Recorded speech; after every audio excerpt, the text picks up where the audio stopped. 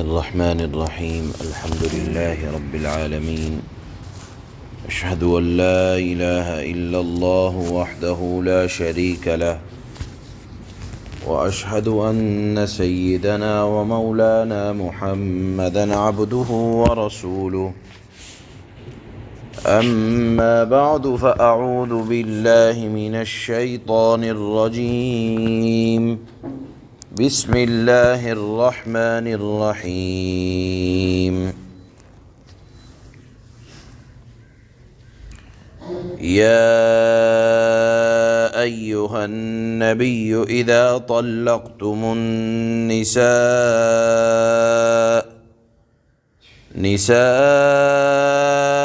فطلقوهن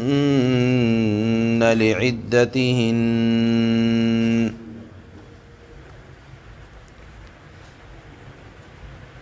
صدق الله مولانا العلي العظيم۔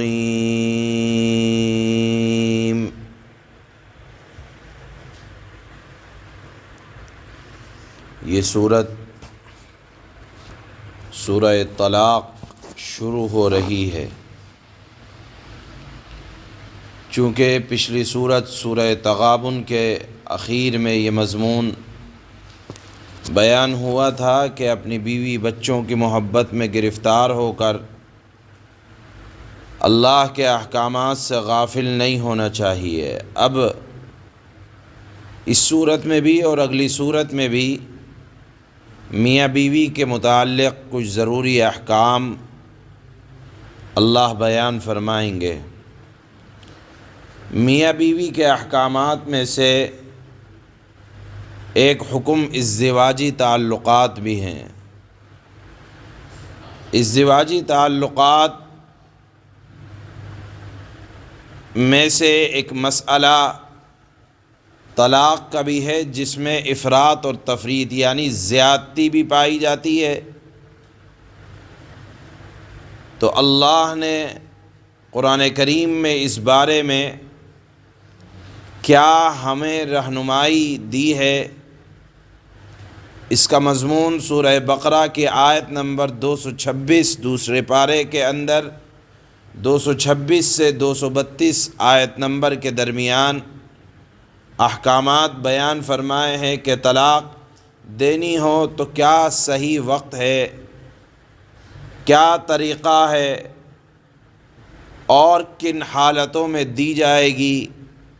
اور طلاق دینے سے پہلے کیا کیا چیزیں ہیں ایک دوسرے کو سمجھانے کے متعلق اللہ نے اس کو بیان فرمایا۔ اسی طرح بیان کیا کہ طلاق دینے کے بعد عورت کہاں رہے گی، اس کا خرچہ کس کے اوپر ہوگا، اگر اولاد ہے، بچے ہیں اور بچہ دودھ پی رہا ہے تو بچے کی ذمہ داری کس پر ہوگی۔ اور ایک بات اللہ نے اس صورت کے اندر بہت بنیادی طور پر جگہ جگہ بیان فرمائی کہ دیکھو، میاں بیوی ایک دوسرے کے تعلقات کے سلسلے میں، اپنے فرائض کے ادا کرنے کے سلسلے میں اللہ سے ڈرتے رہیں۔ کیوں اللہ نے بار بار اپنے خوف ایک دوسرے کے فرائض کے ادا کرنے کے سلسلے میں اللہ نے بار بار اپنی ذات سے ڈرنے کا حکم بیان فرمایا؟ اگر آپ اس کی بنیاد میں غور کریں تو آپ کو معلوم ہوگا کہ میاں بیوی کے تعلقات ایک ایسی چیز ہے کہ آدمی اپنے فرائض کو ادا کرنے کے لیے یا اپنے حقوق کو مانگنے کے لیے عدالتوں سے اگر آدمی دروازہ کھٹکھٹائے عدالتوں کا، تو میاں بیوی کے حقوق دنیا کی کوئی عدالت نہیں دلوا سکتی۔ میرے حقوق میرے گھر والوں کے ذمے ہیں تو میں مطالبہ کروں اپنی بیوی سے کہ حق کا مطالبہ میں عدالت سے جا کر کروں تو مجھے عدالت میری بیوی کے حقوق نہیں دلوا سکتی۔ یہ چیز، یہ حقوق کون دلوائے گا؟ یقیناً اگر خوف خدا ہوگا، مجھے احساس ہوگا کہ میرے رب نے فرمایا ہے کہ تمہاری ذمہ داریاں، تمہارے گھر والوں کی ذمہ داریاں تمہارے کاندھوں پر کیا ہیں، تو یہ احساس ذمہ داری مجھے اپنے حقوق کو ادا کرنے میں اور گھر والوں سے اپنے حقوق کے مطالبہ کرنے میں معین تو ہو سکتا ہے، مددگار تو ہو سکتا ہے، لیکن میں چاہوں کہ میں اپنے حقوق، اپنی بیوی کے حقوق عدالتوں سے لے لوں، یہ ناممکن ہے۔ یہ تعلقات، یہ رشتے، یہ عزت اور احترام کا معاملہ آپ کو عدالتوں سے نہیں مل سکتا۔ اگر مل سکتا ہے تو جس دل کے اندر خوف خدا ہوگا اور جس کے اندر تقوی اور طہارت کی زندگی ہوگی، یہ مسئلہ وہیں سے حل ہو سکتا ہے۔ اس مضمون کو اللہ نے اس سورہ طلاق کے اندر بیان فرمایا ہے۔ آپ اگر اسلام کی جامعیت پر غور کریں تو دیکھیے، اسلام نے دنیا کے مسائل، یعنی تجارت کے، لین دین کے،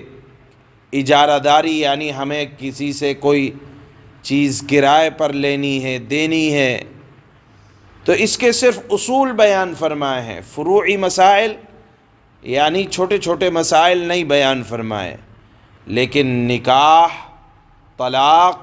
یہ ایک ایسی چیز ہے کہ جو معاملات کے ساتھ ساتھ اللہ نے اس کو عبادت بھی قرار دیا ہے۔ یعنی نکاح یا طلاق یہ صرف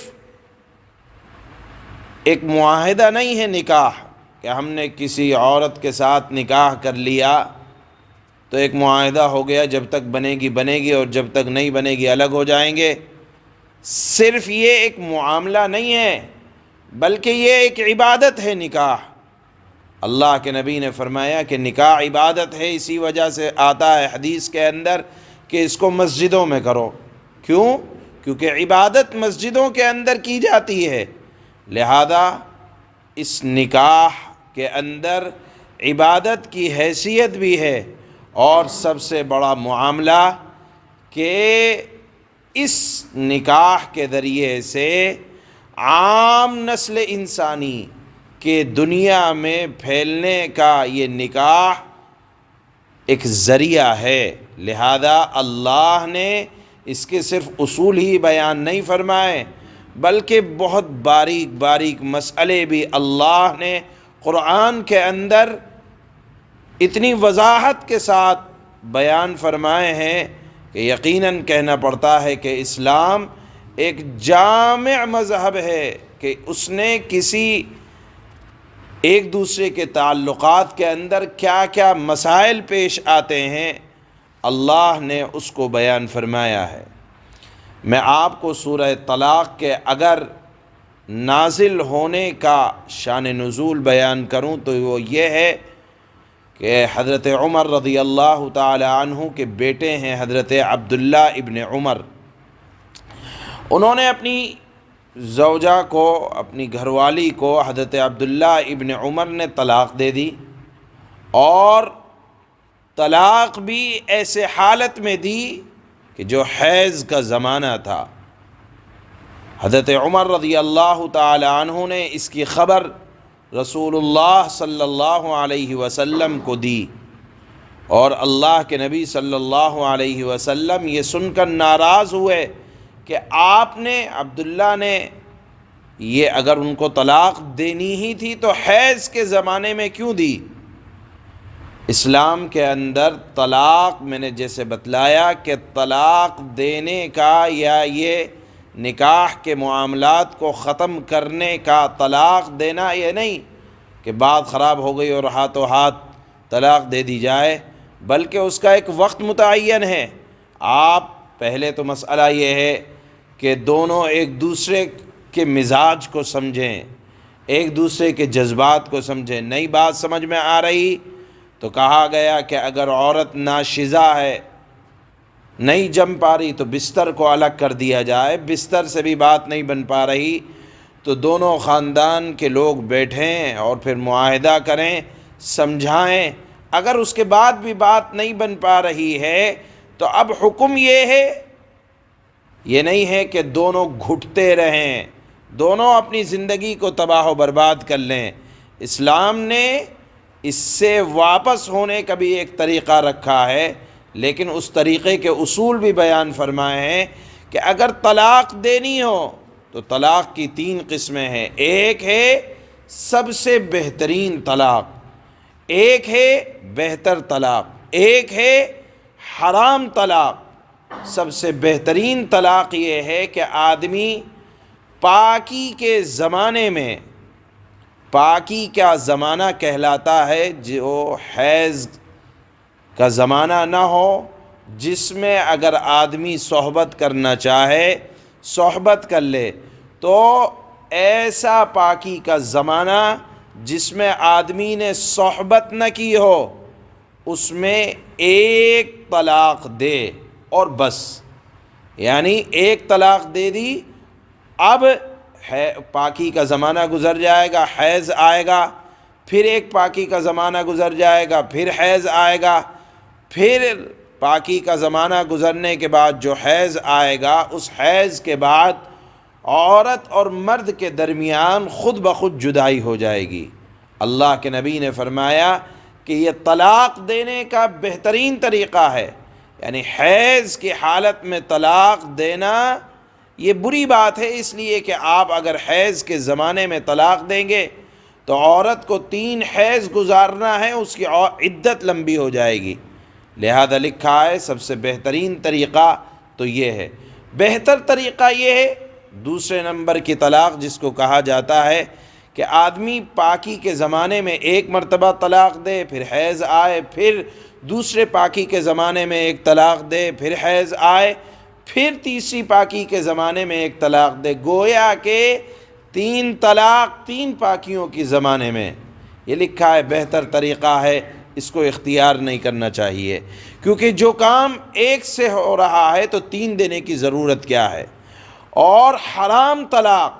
وہ یہ ہے کہ آدمی 3 طلاق بیک وقت بیک محفل میں دے دے، یہ ایسا ہی برا عمل ہے جیسے آدمی خنزیر کھاتا ہے، شراب پیتا ہے۔ آپ کو اگر آپ کی بیوی کی کوئی ادا پسند نہیں آ رہی ہے تو اللہ نے اس کا ایک طریقہ رکھا ہے، ایک نظام رکھا ہے، اس کو اپنایا جائے، اس طریقے سے جدائیگی کی جائے۔ اسلام کے اندر ہر چیز کے اندر ایک نظام ہے، اسلام کے ہر معاملات کے اندر یہ نہیں کہ جو مزاج میں آئے آپ اس کو کر گزریں۔ لہذا اللہ کے نبی صلی اللہ علیہ وسلم نے جب سنا کہ عبداللہ ابن عمر نے اپنی بیوی کو حیض کی حالت میں طلاق دے دی تو آپ نے فرمایا کہ رجعت کر لو، اور پھر شروع کی یہ آیت جو سورہ طلاق کی شروع کی آیت ہے، اللہ نے اپنے نبی صلی اللہ علیہ وسلم کو ارشاد فرمایا یا ایھا النبی۔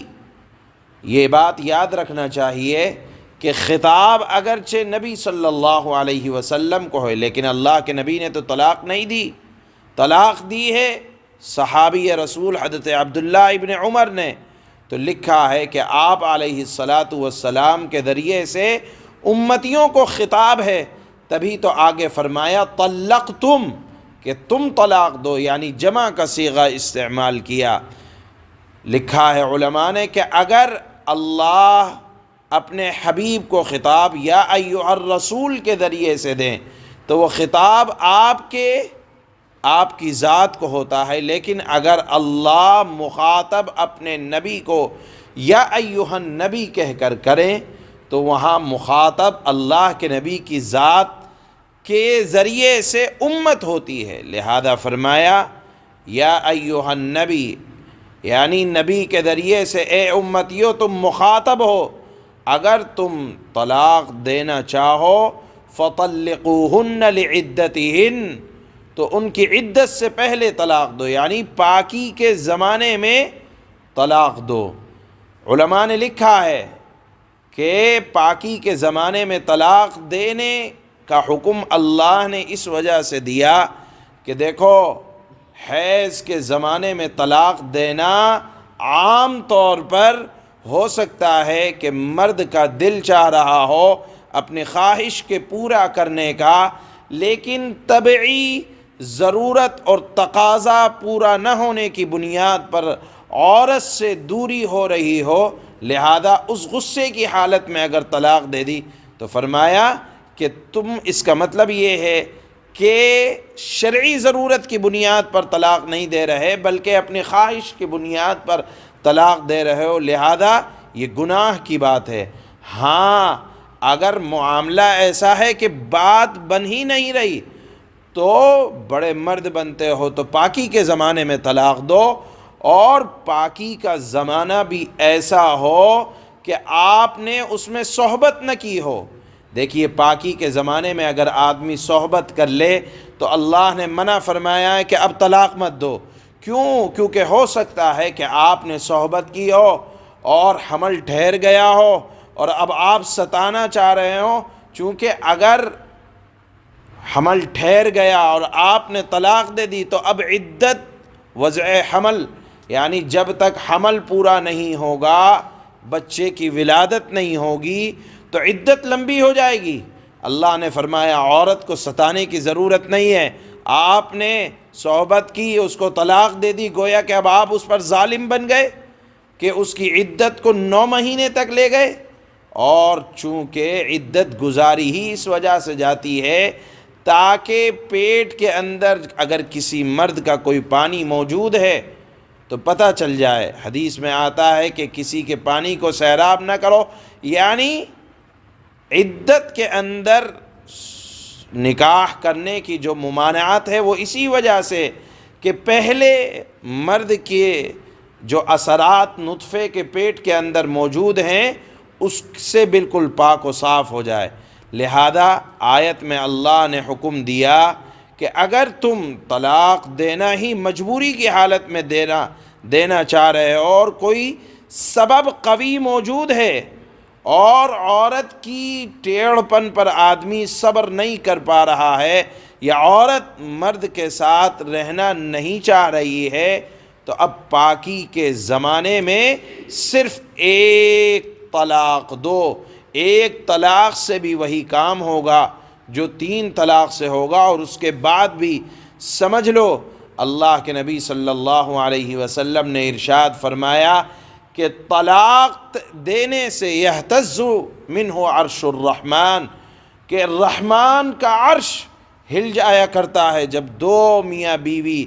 آپس میں طلاق کا معاملہ کرتے ہیں تو رحمان کا عرش ہل جایا کرتا ہے، جو ایک بہت بھاری اور وزنی چیز ہے۔ اسی طرح اللہ کے نبی نے فرمایا کہ طلاق کا معاملہ اتنا نازک ہے، اگرچہ اللہ نے طلاق کی اجازت دی ہے لیکن جان لینا چاہیے کہ جائز چیزوں میں جتنی جائز چیزیں ہیں اس میں سب سے بری جائز چیز، مباح چیز، وہ طلاق کا معاملہ ہے۔ اگرچہ اجازت دی ہے لیکن یہ انتہائی بری چیز ہے، لیکن بہرحال یہ اجازت اس وجہ سے دی گئی ہے کہ قرآن اور حدیث یہ نہیں کہتا کہ اگر میاں بیوی کا مزاج نہیں مل رہا ہے تو جنموں جنموں کا ساتھ ہے یا مریں گے جئیں گے لیکن کڑ کڑ کر۔ اسلام نے فرمایا کہ اگر نہیں مل پا رہا ہے تو اس کا ایک نظام ہے، جس طرح سے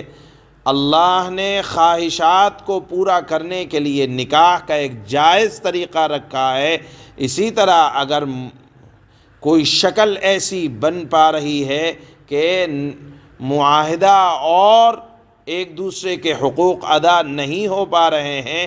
تو اس سے نکلنے کے لیے بھی اللہ نے طلاق کا ذریعہ رکھا ہے، لیکن اس کے اوقات بھی بیان فرمائے، اس کا طریقہ بھی بیان فرمایا، اس کی قسمیں بھی بیان فرمائی، اس کے شرائط بھی بیان فرمائے، اور اس کے بعد خرچ کے طریقے بھی اللہ نے اصول اور ضابطے تقریباً 10 احکام کے آس پاس اس صورت کے اندر اللہ نے طلاق کے احکامات بیان فرمائے ہیں، اس میں سے آج کے آیت میں صرف پہلا ایک حکم کہ پہلے سن لو کہ اگر طلاق دینی ہی ہے تو حیض کے زمانے میں مت دینا، اگر طلاق دینی ہی ہے تو پاکی کے زمانے میں دو، ایسا پاکی کا زمانہ جس میں تم نے اپنی بیوی سے ہم بستری نہ کی ہو۔ یہ سورت کا شروع کا جملہ حضرت عبداللہ ابن عمر کے واقعے کے تحت اللہ نے اس سورت کو نازل فرمایا اور پھر یہ حکم فرمایا۔ اور بھی جو احکامات ہیں وہ آیت میں آئیں گے، عدت کے احکام آئیں گے، پھر عدت کے سلسلے میں بھی جن کو حیض آتا ہے ان کی کیا عدت ہے، اور جن کو حیض نہیں آتا ان کو طلاق دے دی جائے تو ان کی کیا عدت ہے۔ اسی طرح جن کے شوہر کا انتقال ہو جائے ان کی عدت الگ ہے، اور جو طلاق دے دی جائے اس کی عدت الگ ہے۔ اللہ نے یہ تمام احکامات اس سورت کے اندر بیان فرمائے ہیں۔ چنانچہ اللہ فرماتے ہیں